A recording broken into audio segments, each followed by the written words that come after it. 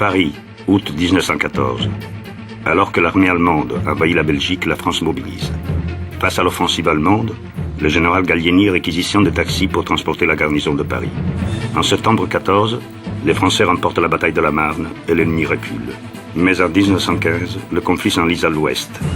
Début 1916, dans les tranchées de Verdun, les soldats sont soumis au pilonnage de l'artillerie et à des conditions extrêmes de survie. Les combats sont terribles jusqu'en juin 1916, faisant près de 700 000 morts sans qu'il y ait de vainqueurs. Pour la première fois dans l'histoire, la guerre est aussi aérienne. Dès la fin de 1915, les belligérants disposent d'une aviation de bombardement et de chasse. À l'arrière, les femmes participent à l'effort de guerre en travaillant dans les usines de matériel et d'armement.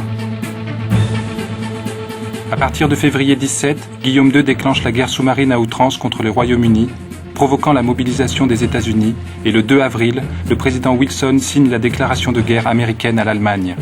Le Canada et les États-Unis envoient 800 000 hommes sur le théâtre européen des opérations. Au nord-est de la France, le désastre de l'offensive du chemin des Dames démoralise l'armée. Et face à une crise nationale, Poincaré confie le gouvernement à Clemenceau en novembre 1917. En Russie, Lénine et les bolcheviks ont pris le pouvoir. Trotsky négocie une paix séparée avec l'Allemagne à Brest-Litovsk le 3 mars 1918. Et les Allemands rapatrient 700 000 hommes à l'ouest. Face à cette menace, les Alliés déclenchent une contre-offensive sur la Marne, puis la terrible bataille de Meuse-Argonne. Le 4 novembre, c'est la retraite générale de l'armée allemande et le 11, l'armistice. Les troupes alliées, victorieuses, défilent dans Paris.